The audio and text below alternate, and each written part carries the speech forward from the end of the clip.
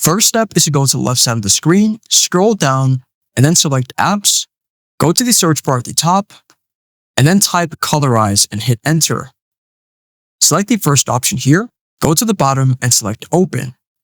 Now, in order to use the Colorize feature, we need to upload an image or drag in a specific graphic so that we can use the Colorize effect. So I'm going to go to Elements, then go to the search bar, then type in Old Photos. So I found a specific image where it's black and white. I'm going to drag it, then put it into the canvas. Then we're going to go back to Colorize. So at the bottom, select Colorize and Replace.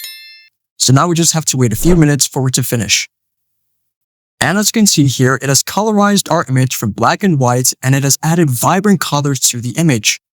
You can see the gray blazer, the green grass, the tree's leaves, which are green as well, the dark oak wood, the black pants, and so on. Please keep in mind that this colorize feature is not always perfect. So as you can see here by the blazer is gray, but if you look here below the dress, the blazer somehow turns red.